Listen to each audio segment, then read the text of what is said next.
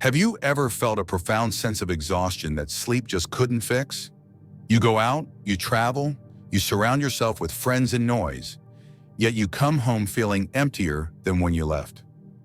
We are told that life happens out there, in the busy streets, the crowded bars, and the exotic vacations. But what if the world has lied to you? What if the cure to your anxiety, your lack of focus, and your unhappiness isn't found in a plane ticket, but within the four walls you're trying so hard to escape? In the next few minutes, we aren't just going to talk about staying inside. We are going to unlock an ancient Stoic secret that turns your home into a fortress of power. We're going to explore why the most dangerous journey you can take is the one that goes nowhere at all, except inward. You are about to discover why solitude is the ultimate superpower in a noisy world. If you are ready to stop running and start living, hit that subscribe button and stay until the end, because number 4 will blow your mind. Let's dive in. We live in a culture of escapism. When things get difficult, our instinct is to run. We think a change of scenery will equal a change of soul. But the Roman Stoic Seneca realized nearly 2,000 years ago that this is a delusion. In one of his letters, he tells the story of a rich man who traveled the world to escape his sadness, only to find that the sadness packed its bags and went with him. Seneca laughed at this, famously saying, "Why do you wonder that globetrotting does not help you, seeing that you always take yourself with you? The reason which sets you there is close up on your heels." Staying home, therefore, is the ultimate confrontation. When you remove the distractions, the commute, the social posturing, the noise of the crowd, you are left with the one person you can't escape: yourself. This is terrifying for most people. Blaise Pascal, the French philosopher, once noted with surgical precision, "All of humanity's problems stem from man's inability to sit quietly in a room alone." Think about that. Wars, arguments, bad investments, toxic relationships. How many of them started because someone was just too bored or too afraid to be still? When you choose to stay home, you are doing something radical. You are building what Marcus Aurelius called the inner citadel. You are realizing that peace isn't a destination, it's a skill. By staying home, you aren't hiding from the world. You are preparing for it. You are stripping away the external validation that props up your ego. It's just you and your thoughts. And if you can learn to be happy there, within those four walls, you become invincible. Because if you don't need the world to entertain you, the world loses its power to disappoint you. Let's debunk a myth right now. Staying home does not mean being lazy. In fact, history tells us that the most earth-shattering work happens in forced isolation. Let me tell you a quick story about a young man in the year 1665. The Great Plague had hit London. The university sent everyone home. This young student, just 23 years old, retreated to his family's farmhouse in the middle of nowhere. No professors, no parties, no distractions. Just him, a window, and an apple tree. That young man was Isaac Newton. In that 1 year of staying home, he discovered calculus, analyzed optics, and formulated the laws of gravity. They call it his annus mirabilis, his year of wonders. Now, you might not discover gravity while sitting on your couch, but the principle remains. When the body is still, the mind can finally move. Stoicism teaches us that time is our most precious resource. Yet we give it away to anyone who asks. We give it to traffic, to gossip, to events we don't want to attend. Seneca wrote, "It is not that we have a short time to live, but that we waste a lot of it." When you stay home, you reclaim your time. You step out of the rat race and into the laboratory of your own life. This is where deep work happens. Without the fragmentation of constant interruptions, you can actually hear yourself think. You can read that book that's been gathering dust. You can learn that skill. You can meditate. Staying home is an act of rebellion against a society that demands your constant attention. It is saying, "My time belongs to me."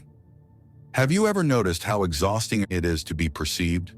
As soon as you step out your front door, you are performing. You adjust your posture, you fix your hair, you put on a polite smile.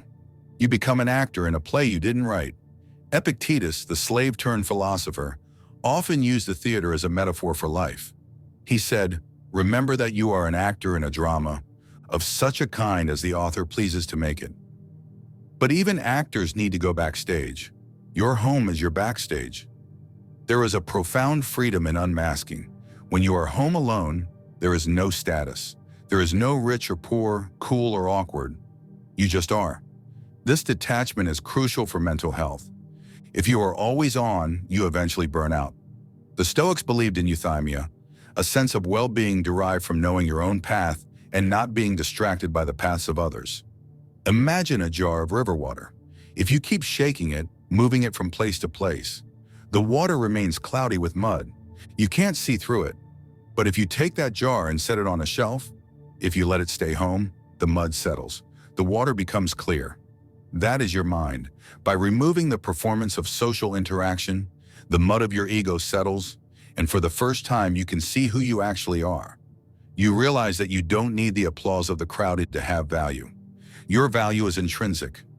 The outside world is designed to make you want things. It is a giant engine of desire.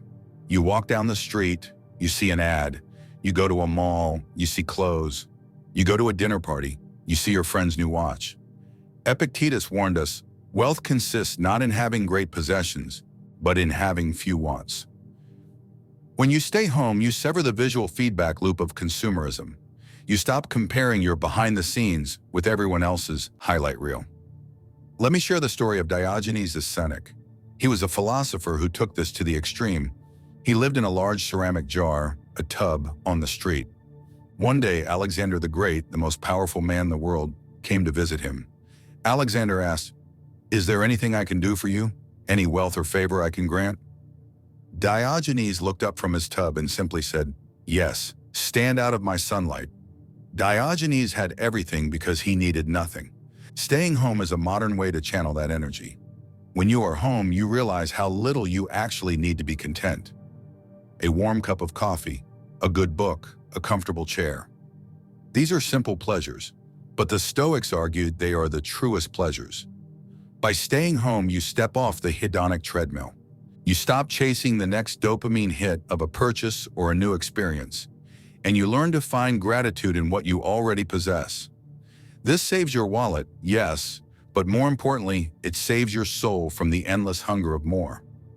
At the core of Stoicism is the dichotomy of control, knowing the difference between what is up to us and what is not. The outside world, that is chaos. You cannot control the traffic, the weather, the politics, or the rude person in line at the grocery store. Exposing yourself to that constantly is a recipe for anxiety. Your home, however, is your domain.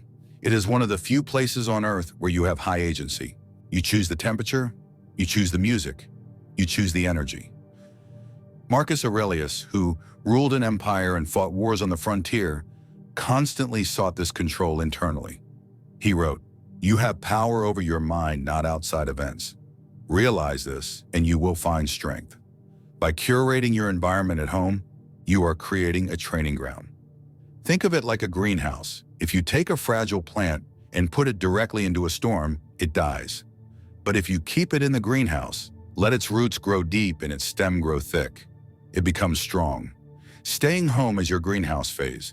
You control the inputs, what you read, what you watch, what you eat, so that when you do go out into the uncontrollable world, you are strong enough to handle it. You aren't hiding from reality. You are fortifying yourself against it. Paradoxically, staying home can be the best thing for your relationships. We often mistake proximity for connection. Just because you are at a bar with 10 people doesn't mean you are connected to them. In fact, social overstimulation often leads to shallow interactions. The Stoics valued friendship highly, but they valued virtuous friendship. Seneca said, "Associate with people who are likely to improve you." When you stay home, you have the space to evaluate who those people actually are. You stop socializing out of habit and start socializing out of intent. Furthermore, you cannot be a good friend, partner, or parent if you are empty. There is a saying, you cannot pour from an empty cup. Constant outings, travel, and busyness drain the cup. Solitude refills it. Consider the story of the great Roman general Scipio. He was known for retreating to his estate and refusing visitors. When asked why, he said he was never less alone than when he was alone. He was conversing with the great minds of the past through books. He was untangling his own thoughts. When he returned to Rome, he was sharper, kinder, and more present. By staying home, you cultivate a depth of character that makes you a better human being when you do interact with others. You bring a full cup to the table. We reach the final, most powerful realization. True freedom is autonomy. If your happiness depends on the weather being nice, the restaurant being open, or the party being fun, you are a slave to circumstance. The Stoic goal is invulnerability, to be happy regardless of where you are. Viktor Frankl, a psychiatrist and Holocaust survivor, found that even in the most horrific conditions of a concentration camp, the one thing that could not be taken from him was his mind. He practiced what the Stoics preached under the worst possible circumstances. He retreated into his inner world, his memories and his intellect, to survive. Hopefully, you never face such darkness. But the lesson holds. If you can learn to sit in your living room alone on a Tuesday night and feel a sense of complete, overwhelming joy and peace just because you exist, you have won the game of life. Staying home teaches you self-sufficiency. It teaches you that the good life isn't out there. It's in here. It's in the way you perceive the world. As Marcus Aurelius said, the happiness of your life depends upon the quality of your thoughts, not the quality of your vacations, not the quality of your social calendar. Your thoughts, and the best place to curate those thoughts is in the quiet sanctuary of your own home. So the next time you feel the pressure to go out, to be seen, to run away from the silence, resist it. Choose the harder path. Choose to stay home. See it not as confinement, but as liberation. See your room not as a cage, but as a cocoon. Use that time to sharpen your mind, settle your soul, and build an inner citadel that no external chaos can shake. The world will be there when you get back, but you will be different. You will be stronger. If this message resonated with you, if you are ready to find strength in solitude, type inner citadel in the comments below so I know who the true Stoics are. Don't forget to like and subscribe for more wisdom on navigating a chaotic world. You mean, stay home, stay strong, stay stoic.